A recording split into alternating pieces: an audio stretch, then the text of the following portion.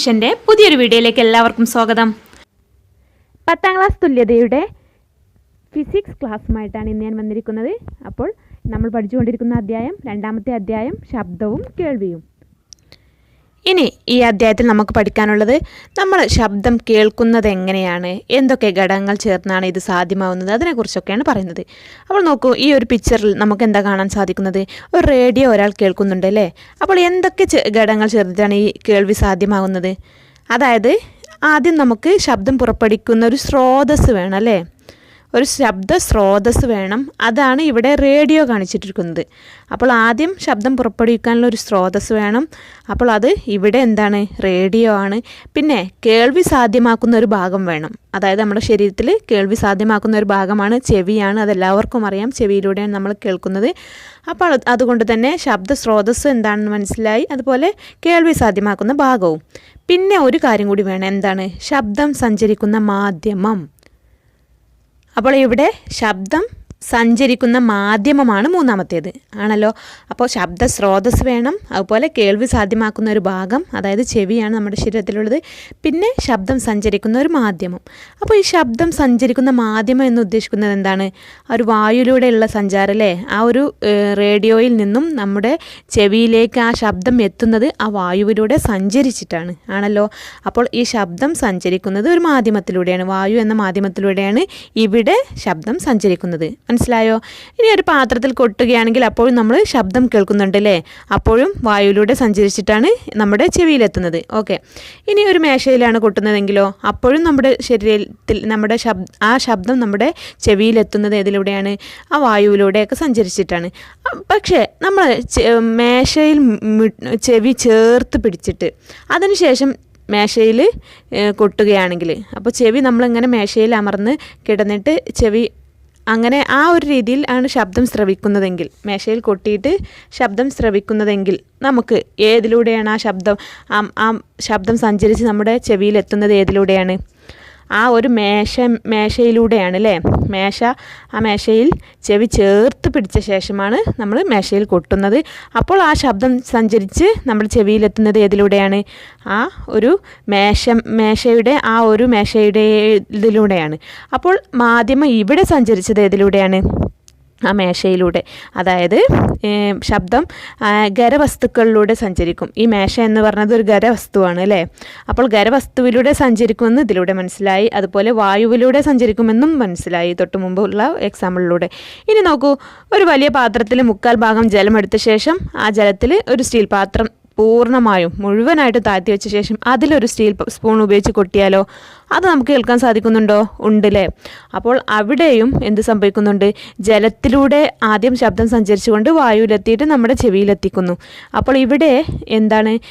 മാധ്യമങ്ങൾ വ്യത്യസ്തമായിട്ട് ശബ്ദങ്ങളുടെ മാധ്യമങ്ങൾ മാറിക്കൊണ്ടിരിക്കുന്നുണ്ട്. പക്ഷേ ശബ്ദത്തിന് സഞ്ചരിക്കാൻ ഒരു മാധ്യമം നിർബന്ധമാണെന്നുള്ളതാണ് നമുക്ക് മനസ്സിലാവുന്നത് ആണല്ലോ. അപ്പോൾ അങ്ങനെ ഉണ്ടോ? ശബ്ദത്തിന് സഞ്ചരിക്കാൻ ഒരു മാധ്യമം വേണമെന്ന് നിർബന്ധമുണ്ടോ? ഈ ഒരു എക്സാമ്പിളിൽ നിന്ന് നിങ്ങൾക്ക് മനസ്സിലാവുന്നുണ്ടോ? നോക്കൂ, അപ്പോൾ ദ്രാവകത്തിലൂടെ, അതായത് ജലത്തിലൂടെ എന്തായാലും ശബ്ദം സഞ്ചരിക്കുന്നുണ്ട്, അതുപോലെ വായുവിലൂടെയും സഞ്ചരിക്കുന്നുണ്ട്. പിന്നെ എന്താണ്? പിന്നെ ഒരു കാര്യം കൂടി പറഞ്ഞു, നമ്മൾ മേശയിൽ തട്ടിയാൽ ചെവിയോടെ വെച്ചാൽ നമുക്ക് നല്ല സ്ട്രോങ്ങിൽ ശബ്ദം കേൾക്കാം അല്ലേ? അപ്പോൾ ഖരത്തിലൂടെയും സഞ്ചരിക്കുന്നുണ്ടെന്ന് മനസ്സിലായി. പക്ഷേ എല്ലാത്തിനും സഞ്ചരിക്കാൻ ഇങ്ങനെ എല്ലായിടത്തും മാധ്യമം അത്യാവശ്യമുണ്ടോ? അങ്ങനെ ആവശ്യമുണ്ടോ എന്നുള്ളത് പരീക്ഷിക്കാൻ വേണ്ടിയിട്ട് നമുക്കൊരു എക്സാമ്പിൾ നോക്കാം. അതായത് ഇപ്പോൾ ഒരു ഫ്ലാസ്ക് എടുക്കുകയാണ്. അതായത് കുറച്ച് ജലമെടുത്ത ഒരു കോണിക്കൽ ഫ്ലാസ്ക്. ആ ഫ്ലാസ്കിൻ്റെ കോർക്കിൽ മണി കെട്ടിയ ഒരു കമ്പ് ഉറപ്പിക്കുക. അപ്പോൾ ഇവിടെ ഈ ഒരു ചിത്രത്തിൽ കാണുന്നില്ലേ? അതുപോലെ ഒരു അടി ഉരുണ്ട ഒരു ഫ്ലാസ്ക്കാണ് എടുത്തിരിക്കുന്നത്. ആ ഫ്ലാസ്കിനിൽ എന്താ ചെയ്യേണ്ടത്? മണി കെട്ടിയ ഒരു കമ്പി കോർക്കിൽ ഉറപ്പിക്കുക. അതാണ് അവിടെ ആ ഒരു കണ്ടോ, മണി കെട്ടിയ ഒരു കമ്പ്. ആ ഒരു മണി കെട്ടിയ കമ്പ് അത് കോർക്കിൽ ഉറപ്പിച്ചിട്ടുണ്ട്. എന്നിട്ട് എന്താ ചെയ്യേണ്ടത്? ഈ മണി ഫ്ലാസ്കിനുള്ളിൽ വരുന്ന വിധത്തിൽ ആ കോർക്ക് ഫ്ലാസ്കിനകത്ത് ആ കോർക്ക്, അത് കണ്ടോ, ഈ മണി ഫ്ലാസ്കിനുള്ളിൽ വരുന്ന വിധം ഈ കോർക്ക് കൊണ്ട് ഫ്ലാസ്ക് ഭദ്രമായിട്ട് അടച്ചു. കണ്ടോ? അപ്പോൾ കുലുക്കി നോക്കിയാൽ നമുക്ക് ഈ ഒരു ഫ്ലാസ്ക് എന്ന് പറഞ്ഞാൽ കാണുന്ന രൂപത്തിലുള്ള ഫ്ലാസ്ക്കാണ്, ഗ്ലാസ് രൂപത്തിലുള്ള ഫ്ലാസ്ക് ആയതുകൊണ്ട് അതിൻ്റെ ഉള്ളിലുള്ളത് നമുക്ക് കാണാൻ സാധിക്കും. ഓക്കെ. അപ്പോൾ കാണാൻ സാധിക്കുന്നത് കൊണ്ട് തന്നെ എന്താണ് ഇവിടെ നമ്മൾ ഇങ്ങനെ ഫ്ലാസ്കിൽ എന്ത് ചെയ്ത് ഈ മണി വെച്ചിട്ട് കുലുക്കി നോക്കിയാൽ നമുക്ക് ശബ്ദം കേൾക്കാൻ സാധിക്കും, കാണാനും സാധിക്കും. ഓക്കെ, ഇനി നമ്മൾ അടുത്തതായിട്ട് എന്താ ചെയ്യേണ്ടത്? ഈ ഫ്ലാസ്കിൽ കുറച്ച് ജലമെടുത്ത് തിളപ്പിക്കുക. അതാണ് ഞാൻ താഴെ തീ കാണിക്കുന്നുണ്ട്. അപ്പോൾ ഫ്ലാസ്കിൽ എന്ത് ചെയ്തു? ജലമെടുത്ത് തിളപ്പിക്കുക. അങ്ങനെ തിളച്ച് വരുമ്പോൾ അത് സ്വാഭാവികമായിട്ടും നീരാവിയായിട്ട് വരും അല്ലേ? അപ്പോൾ ഈ ഫ്ലാസ്കിൽ നീരാവി നിറയോളം ചൂടാക്കുക. നന്നായിട്ട് ആ ഫ്ലാസ്കിനുള്ളിൽ ആകമാനം നീരാവി നിറയോളം ചൂടാക്കിയതിന് ശേഷം ഈ മണികെട്ടിയ കോർക്ക് കൊണ്ട് ഫ്ലാസ്ക് നന്നായിട്ട് അടക്കുക. ഓക്കെ, എന്നിട്ട് എന്താ ചെയ്യുന്നത്? ഇപ്പോൾ ഇവിടെ അടച്ചു, ചൂടാക്കിയതിന് ശേഷം അടച്ചു. അപ്പോൾ അതിൻ്റെ ഉള്ളിൽ കംപ്ലീറ്റ് വായു നിറഞ്ഞു അല്ലേ? കംപ്ലീറ്റ് വായു നിറഞ്ഞു. അപ്പോൾ പിന്നെ ഫ്ലാസ്ക് എന്ത് ചെയ്യാം? അപ്പോൾ മണി കെട്ടിയ ആ കോർക്ക് കൊണ്ട് ഫ്ലാസ്ക് അടച്ചു. പിന്നെ എന്ത് ചെയ്യാം? തുടർന്ന് ഈ ഫ്ലാസ്ക് തണുത്ത വെള്ളം ഒഴിച്ച് തണുപ്പിക്കുക. അപ്പോൾ നല്ല തണുത്ത വെള്ളം കൊണ്ട് അങ്ങനെ ഒഴിപ്പിക്കുക. അപ്പോൾ ഒഴിച്ച് തണുപ്പിക്കുമ്പോൾ ഈ ഫ്ലാസ്ക്, അപ്പോൾ ആ സമയത്ത് നമ്മൾ ഫ്ലാസ്ക് കുലുക്കുമ്പോൾ മണിശബ്ദം നമുക്ക് കേൾക്കാൻ സാധിക്കുമോ? സാധിക്കൂലേ? അങ്ങനെ സാധിക്കും. പക്ഷേ അത്ര തീവ്രത ഈ മുമ്പ് ഉണ്ടായിരുന്ന അത്ര തീവ്രതയായിട്ട് തോന്നില്ല. അപ്പോൾ ഈ ഫ്ലാസ്ക് തണുക്കും തോറും ശബ്ദത്തിൻ്റെ തീവ്രത ഇങ്ങനെ കുറഞ്ഞു വരുന്നതായിട്ട് തോന്നും. അപ്പോൾ ഫ്ലാസ്ക് ആദ്യം നമ്മൾ എന്താ ചെയ്തത്? ആ ഫ്ലാസ്കിൽ കമ്പിയിൽ തൂക്കിയിട്ടിട്ട് അത് കുലുക്കിയപ്പോൾ നമുക്കതിൽ എന്തുണ്ടായി? ശബ്ദമുണ്ടായി. പിന്നെ അതിൽ വെള്ളം നിറച്ചിട്ട് തിളപ്പിച്ചിട്ട് അതിൽ ആവി പടർത്തി നിർത്തിയപ്പോൾ എന്ത് സംഭവിച്ചു? എന്നിട്ട് അതിനെ മേലെ തണുത്ത വെള്ളം ഒഴിച്ച് തണുപ്പിച്ചപ്പോൾ അത് ഈ മണി ശബ്ദം വീണ്ടും നമ്മൾക്ക് കുലുക്കിയപ്പോൾ എന്ത് കിട്ടി? ശബ്ദം നേർത്ത് വരുന്നത്. അതായത് ഫ്ലാസ്ക് തണുക്കും തോറും എത്ര സമയത്താണോ ഫ്ലാസ്ക് തണുക്കുന്നത് അത്രയും ശബ്ദ തീവ്രത കുറഞ്ഞു വരികയാണ് ചെയ്യുന്നത്. അപ്പോൾ ഈ എന്താ ഇങ്ങനെ ശബ്ദ തീവ്രത കുറയാൻ കാരണം? അതായത് ഈ ഫ്ലാസ്ക് തണുപ്പിക്കുമ്പോൾ എന്താ സംഭവിക്കുന്നത്?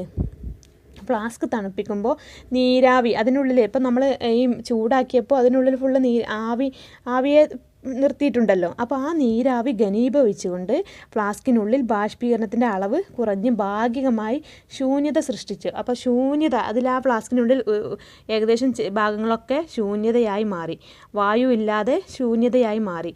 അങ്ങനെ വന്നപ്പോൾ ശൂന്യതയായി അതിലേക്കാണ് സൃഷ്ടിക്കപ്പെട്ടത്. അപ്പോൾ എന്ത് ചെയ്തു? ഈ മണി ഇങ്ങനെ കുലുക്കുമ്പോൾ എന്ത് സംഭവിക്കും? പിന്നെ നമുക്ക് പുറത്തു നിന്ന് കാണാം, ഇത് കുലുങ്ങുന്നത് കാണാം, പക്ഷേ ശബ്ദം നേർത്ത് ശ്രവിക്കാൻ കഴിയാതായി വരികയും ചെയ്യുന്നു. അപ്പോൾ അവസാനം നമുക്കത് ശബ്ദം കേൾക്കാതായി വരുന്നു. പക്ഷേ കുലുങ്ങുന്നതായിട്ട് കാണാം, പക്ഷേ നമുക്കത് കേൾക്കാൻ സാധിക്കാതായി വരുന്നു. ഓക്കെ, ഇനി നമുക്ക് ഒന്നും കൂടി എന്ത് ചെയ്യാം? ഈ പാത്രത്തിലെ വെള്ളം വീണ്ടും ഒന്ന് തിളപ്പിച്ച് നീരാവിയാക്കുക. അപ്പോൾ എന്നിട്ട് ഒന്ന് കുലുക്കി നോക്കിയാൽ ഫ്ലാസ്ക് എടുത്ത് കുലുക്കുമ്പോൾ ശബ്ദം വീണ്ടും സാധാരണ പോലെ നമുക്ക് കേൾക്കാൻ കഴിയും ഇല്ലേ?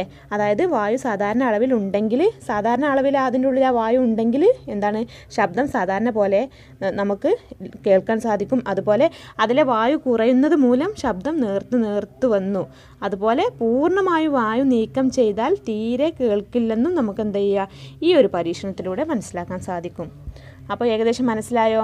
അപ്പോൾ ഒരു ഫ്ലാസ്ക്കാണ് നമ്മൾ എടുത്തത്. ആ ഫ്ലാസ്ക് ഒരു കോർക്ക് കൊണ്ട് അടച്ചിട്ടുണ്ട്. പക്ഷേ ആ കോർക്ക് കൊണ്ട് അടക്കുക എന്ന് പറഞ്ഞാൽ ഒരു മണി തൂക്കിയിട്ടിട്ട് അതുകൊണ്ട് ആ ഒരു കോർക്കിലാണ് തൂക്കിയിരിക്കുന്നത്, അതുകൊണ്ടാണ് അടച്ചിരിക്കുന്നത്. അപ്പോൾ ആദ്യം അതിനുള്ളിൽ വായു ഉണ്ടായിരുന്നു. പിന്നീട് തിളപ്പിച്ച് ആ വായുവിനെ തണുപ്പിച്ചപ്പോൾ ആ വായുവൊക്കെ പോയിട്ട് അവിടെ ശൂന്യത വന്നു. അപ്പോൾ നമുക്ക് ശബ്ദങ്ങൾ നേർത്ത് കേട്ടു. അപ്പോൾ ഇതിൽ നിന്ന് എന്താ മനസ്സിലാക്കേണ്ടത്? ശബ്ദത്തിന് സഞ്ചരിക്കാൻ ഒരു മാധ്യമം അത്യാവശ്യമാണ്. അതുപോലെ ശൂന്യതയിൽ ശബ്ദം സഞ്ചരിക്കില്ല. അവിടെ നമുക്ക് ശബ്ദം കേൾക്കാൻ സാധിക്കില്ല. അതുകൊണ്ടാണ് ഈ ശൂന്യതയിൽ ശബ്ദം കേൾക്കാത്തത് കൊണ്ടാണ് ഈ ചന്ദ്രനിലെത്തിയ നമ്മൾ ബഹിരാകാശ യാത്രികരെയൊക്കെ കണ്ടിട്ടുണ്ട്. അവരുടെ ആ ചിത്രങ്ങളൊക്കെ കാണുമ്പോൾ അവർക്ക് നേരിട്ട് അവർ സംസാരിക്കാറില്ല. അവരുടെ കയ്യിൽ എപ്പോഴും നിങ്ങൾ ശ്രദ്ധിച്ചിട്ടുണ്ടാവും, ഫോട്ടോകളിലൊക്കെ കാണാം, റേഡിയോ സംവിധാനം ഉപയോഗിച്ചിട്ടാണ് അവർ പരസ്പരം സഞ്ചരിക്കുന്നത്. തൊട്ടടുത്ത് നിൽക്കുന്ന ഒരാളാണെങ്കിൽ പോലും ചന്ദ്രനിൽ ഇറങ്ങിയിട്ട് അവർ തൊട്ടടുത്ത് നമ്മുടെ മറ്റൊരു യാത്രികനുണ്ടെങ്കിൽ, ബഹിരാകാശ യാത്രികർ 2 പേർ ഒരുമിച്ച് നിൽക്കുന്നുണ്ടെങ്കിലും അവർ പരസ്പരം നേരിട്ട് സംസാരിച്ചാൽ അവർക്ക് കേൾക്കാൻ സാധിക്കില്ല. കാരണം എന്താ? അവർക്ക് നേരിട്ട് കേൾക്കാൻ സാധിക്കാത്തത് കൊണ്ട് അവർ റേഡിയോ സംവിധാനമാണ് ഉപയോഗിക്കുന്നത്. ആ റേഡിയോ സംവിധാനം ഉപയോഗിച്ചിട്ടാണ് അവർ പരസ്പരം സംസാരിക്കുന്നത്. നിങ്ങൾ പിക്ചറിലൊക്കെ കണ്ടിട്ടുണ്ടാകുമെന്ന് ഞാൻ കരുതുന്നു. അപ്പോൾ അത് എന്തുകൊണ്ടാണ് അങ്ങനെ സംഭവിക്കുന്നത്? അതായത് അവർ വളരെ അടുത്തായിരുന്നിട്ടും അവർ എന്തുകൊണ്ടാണ് ഇങ്ങനെ റേഡിയോ സംവിധാനം ഉപയോഗിച്ച് സംസാരിക്കുന്നത്? അതായത് ചന്ദ്രനിൽ വായു ഇല്ല എന്ന് നമുക്കെല്ലാവർക്കും അറിയാം. അപ്പോൾ ഈ ചന്ദ്രനിൽ വായു ഇല്ലാത്തത് കാരണം ശബ്ദം എന്ത് ചെയ്തു? നേരിട്ട് കേൾക്കാൻ സാധിക്കില്ല. അപ്പോൾ ശബ്ദത്തിന് നേരിട്ട് സഞ്ചരിക്കാൻ കഴിയാത്തത് എന്തുകൊണ്ടാണ്? അവിടെ വായു ഇല്ല, ശൂന്യതയാണ്. അപ്പോൾ ശൂന്യതയിലൂടെ ശബ്ദത്തിന് സഞ്ചരിക്കാൻ സാധിക്കില്ല. അതുകൊണ്ട് തന്നെ എന്ത് ചെയ്യും? ഇവർ ഈ ശബ്ദങ്ങൾ സഞ്ചരിക്കുന്നത് തരംഗങ്ങൾ വഴിയാണ്. അതുകൊണ്ട് ശബ്ദ തരംഗങ്ങൾ ശൂന്യതയിൽ കൂടി സഞ്ചരിക്കാൻ സാധിക്കാത്തത് കൊണ്ട് അവർ റേഡിയോ സംവിധാനം ഉപയോഗിച്ചിട്ട് സംസാരിക്കുന്നു. മനസ്സിലായോ? അപ്പോൾ ഇങ്ങനെയാണ് ഈ ഒരു ശബ്ദം സഞ്ചരിക്കുന്നത്. അപ്പോൾ ഇത്രയാണ് ഈ ശബ്ദത്തെക്കുറിച്ച് പ്രധാനമായിട്ടും പറയാനുള്ളത്. അപ്പോൾ ശബ്ദം വായുവിലൂടെയും ഖരവസ്തുവിലൂടെയും ദ്രാവകാവസ്ഥയിലൂടെയും വായുവിലൂടെയും ഒക്കെ സഞ്ചരിക്കും. പക്ഷെ സഞ്ചരിക്കാത്തത് ഏതിലൂടെയാണ്? ശൂന്യതയിലൂടെ ശബ്ദം സഞ്ചരിക്കുകയില്ല. മനസ്സിലായോ? അതിനുള്ളൊരു എക്സാമ്പിളാണ് ഇവിടെ ഈ കൊടുത്തിരിക്കുന്നത്. മനസ്സിലായോ? ഇനി നോക്കൂ. ഇനി ശരിക്കും ഈ ശബ്ദം അപ്പോൾ എങ്ങനെയാണ് വായുവിലൂടെ നമ്മുടെ ചെവിയിലെത്തുന്നത്? ഇങ്ങനെ ശബ്ദം നമ്മൾ പറഞ്ഞു വായുവിലൂടെ നമ്മുടെ ചെവിയിലെത്തുന്നു അല്ലേ? അതെങ്ങനെയാണ് നമ്മുടെ ചെവിയിലെത്തുന്നത്? അതായത് ശബ്ദം എന്ന് പറയുന്നത് ഒരു ഊർജ്ജ രൂപമാണ് കേട്ടോ. ശബ്ദം എന്ന് പറഞ്ഞത് ഒരു ഊർജ്ജ രൂപമാണ്. അങ്ങനെ ഈ ഊർജ്ജം പ്രേഷണം ചെയ്യുന്ന ഒരു മാർഗ്ഗമാണ് എന്ത്? തരംഗചലനം. അപ്പോൾ തരംഗം ഇപ്പം നമ്മൾ ഒരു നിശ്ചലമായിട്ടുള്ളൊരു ഒരു കുളമുണ്ട്, അതിൽ വെള്ളമുള്ള ഒരു കുളമുണ്ട്. അതിൽ പോയിട്ട് ഒന്ന് അനങ്ങാതെ കിടക്കുന്ന ഒരു കുളമാണ്. ആ കുളത്തിൽ നമ്മൾ പോയിട്ടൊരു കല്ലിട്ടുമ്പോൾ നമ്മൾ എന്താ കാണുന്നത്? അതായത് ആ ജലത്തിൽ ഓളങ്ങൾ ഉണ്ടാവുന്നുണ്ട് അല്ലേ? നമ്മൾ എപ്പോഴും വെറുതെ അതിൻ്റെ കടവിലൊക്കെ പോയിരുന്ന് ഇങ്ങനെ കല്ലെറിയുന്ന സ്വഭാവമൊക്കെ ഉള്ളവരുണ്ട്. അപ്പോൾ അങ്ങനെയൊക്കെ ചെയ്യുമ്പോൾ എന്താ സംഭവിക്കുക? ഓളങ്ങൾ ഉണ്ടാവും. അപ്പോൾ ഈ ഓളങ്ങൾ എന്താണ്? തരംഗങ്ങളാണ്. അപ്പോൾ എല്ലാത്തിലും ഉണ്ട് തരംഗങ്ങൾ. അപ്പോൾ ഇവിടെ ഈ നമ്മളൊരു നിശ്ചലമായിട്ടുള്ള ഒരു കുളത്തിൽ പോയിട്ട് കല്ലിടുമ്പോൾ ആ ജലത്തിൽ ഓളങ്ങൾ ഉണ്ടാവുന്നുണ്ട് അല്ലേ? ഈ ഓളങ്ങളാണ് തരംഗങ്ങൾ. അതുപോലെയാണ് ഈ ഒരു ശബ്ദവും സഞ്ചരിക്കുന്നത്. ഇങ്ങനെ തരംഗ രൂപത്തിലാണ് സഞ്ചരിക്കുന്നത്. അപ്പോൾ നോക്കൂ, ഈ കല്ല് ജലത്തിൽ വീണപ്പോൾ അതുമായി സമ്പർക്കത്തിൽ വരുന്ന, അപ്പോൾ ഈ ഒരു കല്ല് അങ്ങോട്ട് വീണപ്പോൾ അതിൻ്റെ തൊട്ടടുത്ത് അതുമായിട്ട് സമ്പർക്കം വരുന്ന ആ ജലകണികകളെ കമ്പനം ചെയ്യിച്ചുകൊണ്ട് അവിടെ ഒരു പ്രക്ഷുബ്ധത ഉണ്ടാകുന്നു. അതായത് ഒരു ഡിസ്റ്റർബൻസ്, ഒരു ബുദ്ധിമുട്ട്, ഒരു പ്രക്ഷുബ്ധത ഉണ്ടാവുകയാണ് അവിടെ ഉണ്ടാകുന്നത്. അങ്ങനെ ഈ ഇളക്കങ്ങളാണ് ജലോപരിതത്തിൽ ഉയർച്ചയും താഴ്ചയും ഉണ്ടാകുന്നത്. അപ്പോൾ അങ്ങനെ ഒരു ചെറിയൊരു ഉയർച്ചയും താഴ്ചയും നമുക്ക് അനുഭവപ്പെടുന്നു. മനസ്സിലായോ? അപ്പോൾ ഇങ്ങനെയാണ് ഇതൊരു തരം തരംഗചലനമാണ്. അപ്പോൾ ഇങ്ങനെ ഒരു ഉയർച്ചയും താഴ്ചയും എന്ന് പറയുന്നുണ്ട് അല്ലേ? അപ്പോൾ നമ്മളൊരു കുളത്തിൽ കല്ലിടുമ്പോൾ അവിടെ തരംഗങ്ങൾ സൃഷ്ടിക്കപ്പെടുന്നുണ്ട്. ആ തരംഗങ്ങൾ എന്ന് പറയുന്നത് എന്താണ്? അതായത് കല്ല് ജലത്തിൽ വീണപ്പോൾ അതുമായി സമ്പർക്കത്തിൽ വരുന്ന ജലകണികകൾ കമ്പനം ചെയ്യിച്ചിട്ട് അവിടെ ഒരു പ്രക്ഷുബ്ധത, ഒരു പ്രശ്നം ഉണ്ടാക്കുന്നു. അവിടെ പ്രക്ഷുബ്ധത പറഞ്ഞ ഒരു ഡിസ്റ്റർബൻസ് ഉണ്ടാക്കുന്നു. ഈ ഇളക്കമാണ് ജലോപരിതത്തിൽ ഉയർച്ചയും താഴ്ചയും ഉണ്ടാക്കുന്നത്. മനസ്സിലായോ? അപ്പോൾ രണ്ട് തരം തരംഗചലനത്തെക്കുറിച്ച് പറയുകയാണെങ്കിൽ രണ്ട് തരമുണ്ട്, അത് പറയാം. അതിന് മുമ്പ് നമുക്ക് ഈ ഒരു അവിടെ നമ്മൾ ഒരു ഉയർച്ചയും താഴ്ചയും എന്നൊക്കെ പറഞ്ഞു, അതുമായി ബന്ധപ്പെട്ട കുറച്ച് കാര്യങ്ങൾ പറയാനുണ്ട്. അപ്പോൾ നമ്മൾ എന്താ പറഞ്ഞത്? ഒരു ജലോപരിതത്തിൽ തരംഗങ്ങൾ സൃഷ്ടിക്കുന്നുണ്ടെന്ന് പറഞ്ഞു. കല്ല് അതുമായി സമ്പർക്കത്തിൽ വരുന്ന ജലകണികകളെ കമ്പനം ചെയ്യിപ്പിക്കുന്നു. അതായത് കല്ല് ജലകണികകളുടെ പ്രക്ഷുബ്ധതക്ക് അല്ലെങ്കിൽ ഇളക്കങ്ങൾ, അവിടെ ഒരു ഇളക്കം അല്ലേ? ജലകണികകൾ ഇളക്കങ്ങൾ കാരണമാകുന്നു. ഈ ഇളക്കങ്ങൾ ജലോപരിതത്തിൽ ശൃംഗങ്ങളും ഗർത്തങ്ങളും സൃഷ്ടിച്ചുകൊണ്ട് കടന്നു പോകുന്നു. ഈ ശൃംഗങ്ങളും ഗർത്തങ്ങളും എന്നാ പറഞ്ഞല്ലേ? ഉയർച്ചയും താഴ്ചയും. അതിന് ഞാൻ മറ്റൊരു പേര് ഉപയോഗിച്ചു. എന്താണ്? ശൃംഗങ്ങളും ഗർത്തങ്ങളും. അപ്പോൾ എന്താണ് ഒരു ശൃംഗം അല്ലെങ്കിൽ എന്താണ് ഒരു ഗർത്തം? അതിനെക്കുറിച്ചാണ് ഇനി പറയുന്നത്. അപ്പോൾ നോക്കൂ, ഈ ഒരു പിക്ചർ എടുക്കുകയാണെങ്കിൽ ഇവിടെ ഇതാണ് നമ്മുടെ നമ്മുടെ തരംഗങ്ങൾ എന്ന രൂപത്തിൽ കാണിക്കുന്നത്. തരംഗങ്ങൾ സഞ്ചരിക്കുന്ന ഒന്നാണ് ഇത് കാണിക്കുന്നത്. ഓക്കെ, ഇങ്ങനെയാണ് തരംഗങ്ങൾ സഞ്ചരിക്കുന്നത് എന്നാണ് നമ്മൾ പറഞ്ഞുകൊണ്ടിരിക്കുന്നത്. അപ്പോൾ നോക്കൂ, ഇവിടെ ഞാൻ ഈ തരംഗങ്ങൾ ഞാൻ ജസ്റ്റ് ഒരു പേര് കൊടുക്കുകയാണ്. അപ്പോൾ ഇവിടെ ഇതിന് എ എന്ന് കൊടുത്തു, ഈ ഒരു ഭാഗത്തിന് എ എന്ന് കൊടുത്തു, പിന്നെ ഇവിടെ കൂട്ടിമുട്ടുന്ന ഈ ഭാഗത്തിന് ബി എന്ന് കൊടുത്തു, അതുപോലെ ഇവിടെ സി എന്ന് കൊടുത്തു, ഇവിടെ ഡി എന്നും കൊടുത്തു, ഇവിടെ ഇ എന്നും കൊടുത്തു. ഇതങ്ങനെ പോയിക്കൊണ്ടിരിക്കുകയാണ്. എഫ് എത്രയും കൊടുക്കുക. അപ്പോൾ ഞാൻ ജസ്റ്റ് ഈ തുടക്കം ഒന്ന് മനസ്സിലാകാൻ വേണ്ടിയിട്ട് എന്ത് ചെയ്തു? ഇവിടെ A B C D E F എങ്ങനെ കൊടുത്തു. ഓക്കെ, ഇനി എന്തൊക്കെയാണ് ഇവിടെ നോക്കൂ. ഈ ചിത്രത്തിൽ, അതായത് ഇതിൻ്റെ സെൻറ്ററിലൂടെ ലൈനിലെ ഒരു ഡോട്ടഡ് ലൈന് പോകുന്നുണ്ട് അല്ലേ, ഒരു ഡോട്ടായിട്ടുള്ള ഒരു ലൈൻ ഇതാ ഇതിലെങ്ങനെ പോകുന്നത് കണ്ടോ, ഒരു ഡോട്ടഡ് ലൈന്. ഓക്കെ, അപ്പോൾ അതാണ് ഈ ഒരു മാധ്യമത്തിൻ്റെ തുലന തലം എന്ന് പറഞ്ഞത് അതാണ് അതിൻ്റെ അതാണ് അതിൻ്റെ ഒറിജിനൽ തലം. ഇനി ആ ഒറിജിനൽ തലത്തിൽ നിന്ന് ഉയർന്നു നിൽക്കുന്ന ഭാഗത്തെയാണ് നമ്മൾ ശൃംഗം എന്ന് പറയുന്നത്.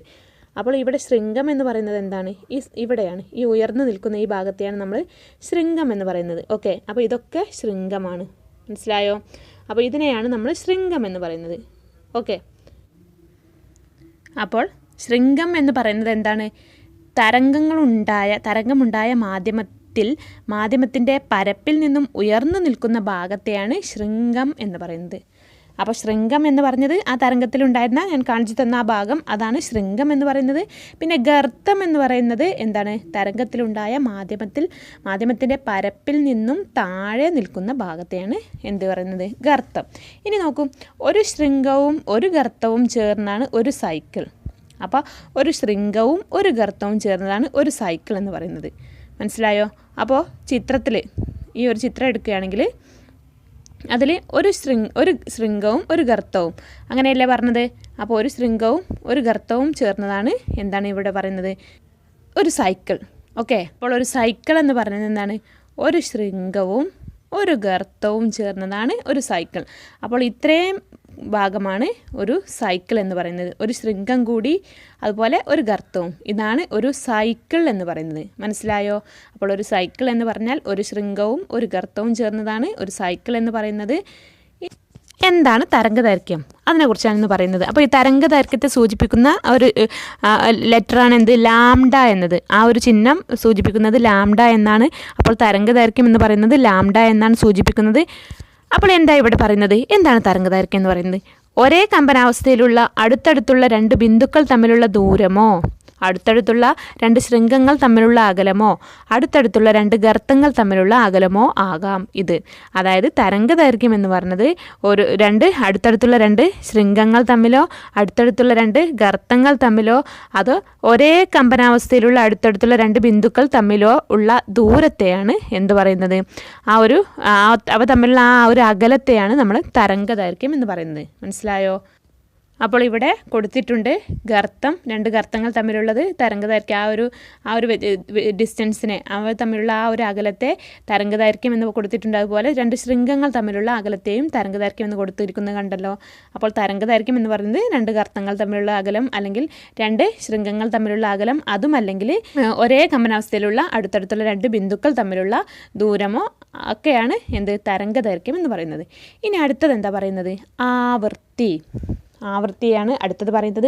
അപ്പോൾ ആവൃത്തിയെ സൂചിപ്പിക്കുന്ന ലെറ്റർ ഏതാണ്, എഫ് എന്നാണ്. അപ്പോൾ തരംഗദൈർഘ്യത്തെ നമ്മൾ ലാംഡ എന്ന് വിശേഷിപ്പിച്ചപ്പോൾ ഈ ആവൃത്തിയെ നമ്മൾ എഫ് എന്ന് വിശേഷിപ്പിച്ചു.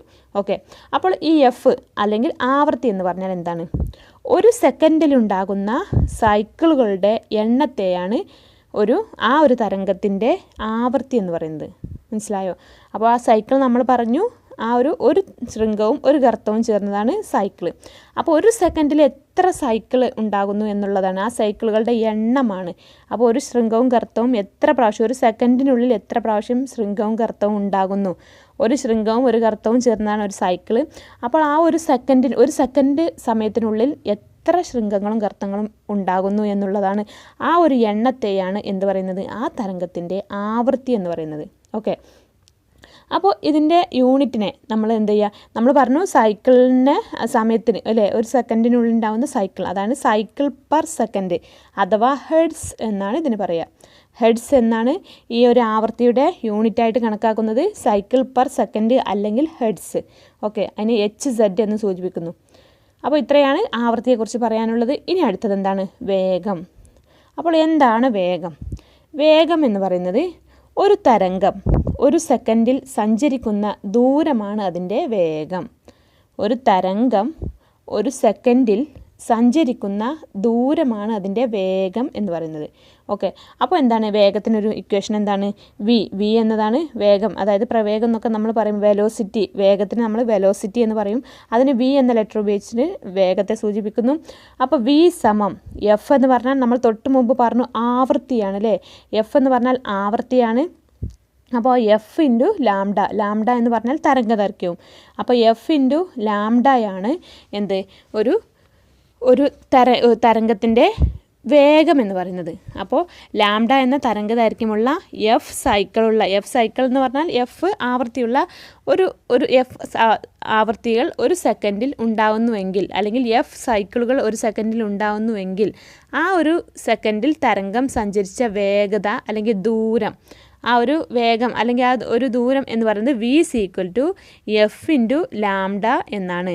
അതായത് ഈ തരംഗത്തിൻ്റെ പ്രവേഗം അല്ലെങ്കിൽ v തരംഗത്തിൻ്റെ ആവർത്തിയാണല്ലോ നമ്മൾ f എന്ന് സൂചിപ്പിച്ചത്, തരംഗത്തിൻ്റെ ആവർത്തി ഇൻറ്റു തരംഗദൈർഘ്യം എന്നെഴുതാം. മനസ്സിലായോ? അപ്പോൾ ഇത്രയാണ് ഈ ഒരു ഭാഗത്ത് പറയാനുള്ളത്. ഇനി നമുക്ക് അടുത്തതായിട്ട് പഠിക്കാനുള്ളത് അനുപ്രസ്ഥ തരംഗവും അനുദൈർഘ്യ തരംഗവുമാണ്. അപ്പോൾ ഓക്കെ, അത് നമുക്ക് മറ്റൊരു വീഡിയോയിൽ ചെയ്യാം. അപ്പോൾ ഇനി മറ്റൊരു വീഡിയോയുമായി വീണ്ടും കാണാം. അതുവരേക്കും താങ്ക് യു.